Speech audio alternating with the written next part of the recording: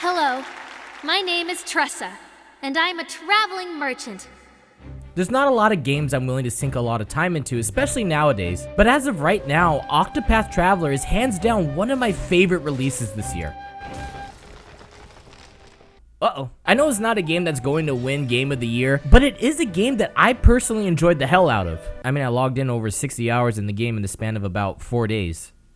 I didn't even sleep for like 2 days.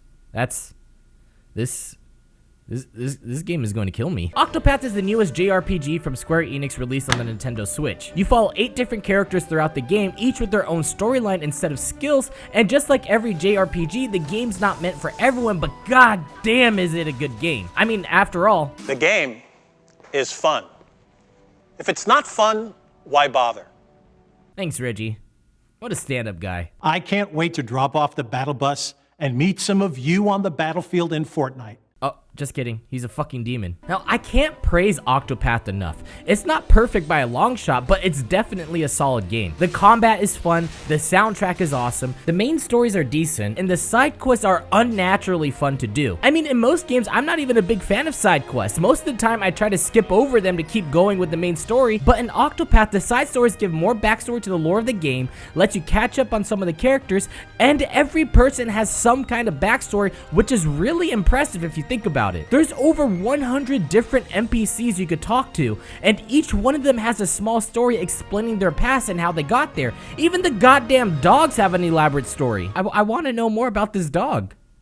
What the hell is wrong with me? By the way, when you're doing this side quest, you'll probably hear this song all the time.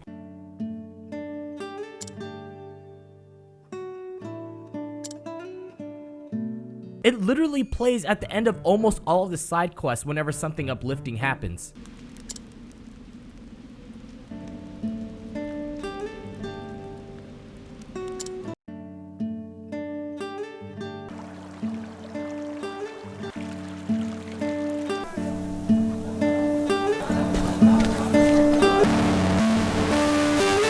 I mean, this song alone can turn anything into something more heartwarming. You walk in on your girlfriend cheating on you.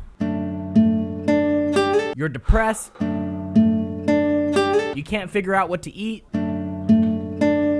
You've realized you're alone in the world even though you're surrounded by millions of people. Okay, I think we're getting a little bit sidetracked here because we haven't even started to talk about the main game yet. But that's just because there's a lot to unpack with Octopath, and it's so hard to even figure out where to start. One minute you could be playing your character's storyline, and the next you're eating a tough nut. Y'all ever just bust and feel like you just gained more spell points? Yeah, that's an invigorating nut. We've got all kinds of nuts. Magic nuts, crit nuts, sharp nuts, slippery nuts, ligma nuts. So just like Final Fantasy VI, the game doesn't have a main protagonist because there's 8 different characters to play, all with their own unique storylines. And right off the bat, I can already tell you that some of them are pretty boring. Hanat's plot is this basic story about finding her mentor. And so I spent most of the time just skipping through her cutscenes to get to the next part of the quest. But at the same time, her battle scheme is one of the most interesting because it's fucking Pokemon. I choose you! Whatever the fuck you are. However, there are some pretty good arcs like Primrose and Tressa. You would take that tone with me? You're nothing but a stupid whore! Hey, fuck you, man. Cyrus's storyline is pretty cool, but also messed up because he gets set up as being a pedophile, which is, like, Jesus, like, come on, game. You can't just do that to the guy. Plus, his character is just a really nice person. But then when you fight with him, My focus is unparalleled!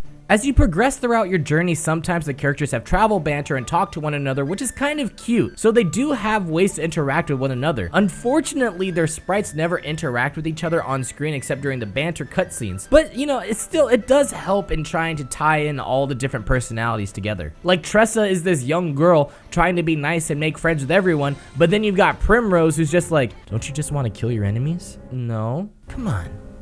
Just kill them and all your problems will be solved. We can't just kill everybody we see. That's not how this works. Come on. Don't you just want to kill your enemies to become immortal? Tressa, do you not know that the only way to fill the hole in your heart is to fill it with the blood of the people who have betrayed you? Come with me. I will show you the way of the darkness. It will consume you.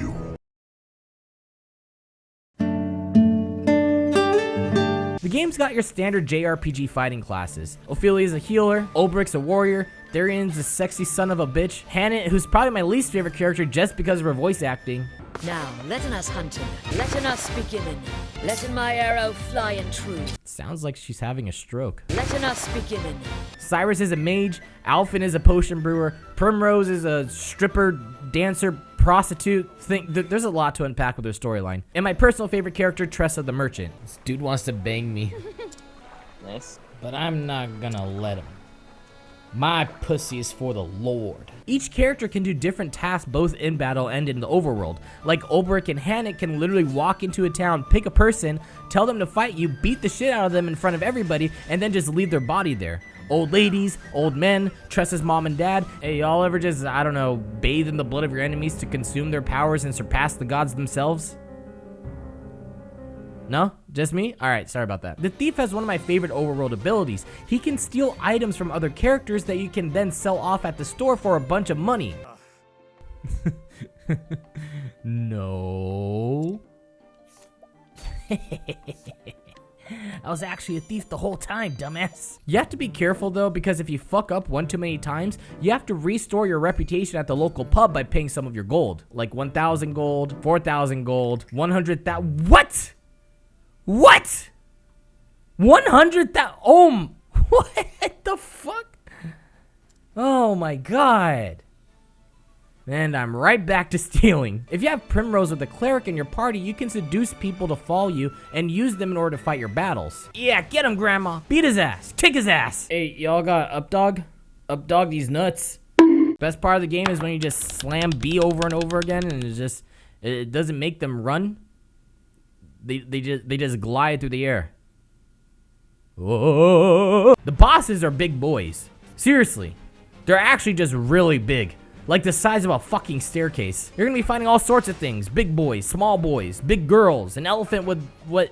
I don't even, what is weight? What the hell? What is this? What the f?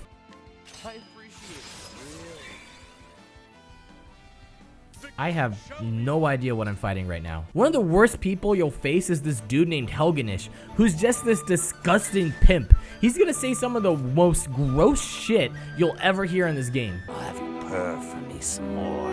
Who do you think you're speaking to, whore? That naughty mouth of yours belongs to me. Put it where it belongs. Jesus. The combat is awesome. It's a lot like Persona, where you have to find the enemy's weaknesses in order to break their block and then wail on them with your different skills. You can also boost your abilities to have your attacks attack with more strength or save them to cast your character's divine skills. The random encounters aren't even a big deal. As long as you're smart, you should be able to beat them fairly quickly. And if you want to run into less, Cyrus has a support skill that can help you evade monsters, and Ophelia can let you flee more easily, plus you can use fast travel so you don't face weaker mobs. However, the boss fights, especially after Chapter 2, can take a really long time to beat. I've had fights last well over 30 minutes, and I fucking loved it. Grinding is almost non-existent in this game. In my playthrough, besides the final hidden boss, I didn't have to really grind any levels. Characters level up very quickly in this game, so it's not even a big deal, and as long as you know how to break a block, even if a character is under-leveled, you can still squeeze by the chapter. And if you want to try and level up even faster, you can gamble your way through it by using a move called Bewildering Grace that casts a random spell, 3 of which give you an XP boost. But make sure you save, because sometimes it'll just kill your entire party, or summon a rock creature and just punch the shit out of the enemy. You don't even know the true meaning of living life on the edge until you cast Bewildering Grace 8 different times in a row. Come on, big money, big money, big money, big money. Uh-oh. Oh god, please stop. Oh no, I'm gonna die. I'm gonna die. Well, that was fun.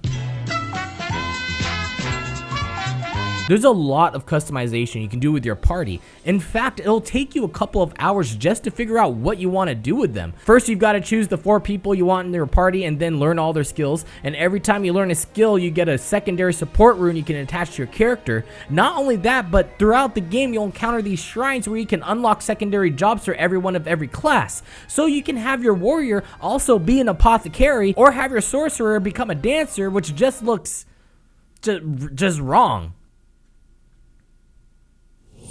My focus is unparalleled. So now you have 5 more skills to learn for the character and grow your support rune tree even more, letting you mix and match the support runes you want for each character. Plus there's 4 secret secondary jobs that aren't even part of the main 8. So in total you have 12 different things to choose from. Okay, hold on, let me just do the math real quick. Let's see here.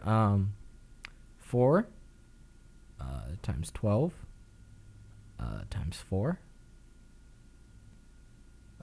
Okay. That's 192 different possibilities you can have. My biggest gripe with the game are the main storylines. Some of them fall really flat, but honestly, I didn't care because I was more invested in the side quest stories than the main ones. However, if you're thinking about getting the game, I recommend not starting with Ophelia, Hanat, or Olberich since their chapter 1s are really weak, but Primrose, Alphen, Tressa, or Cyrus have some really great storylines. Guess what, Ma? I'm going on a journey. Time to see just how far my talents will go.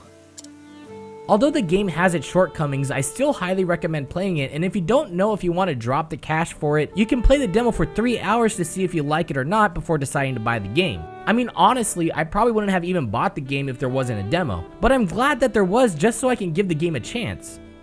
So in all, I give Octopath Traveler a solid 4 slippery nuts out of 5. Because, you know, this game, although the stories can be basic at times, the journey I had delving into different characters and subplots make this game really unique to me. I've now played over 80 hours of the game, and even though I finished all the main story, I still went back to do more of the side quests just because I didn't want the game to end, which I suppose is commentary on how your life might not seem so great compared to meddling into the affairs of everyone else around you, which makes the game so interesting. Now, I don't know if I'm right or not, but what I do know is that this game was good.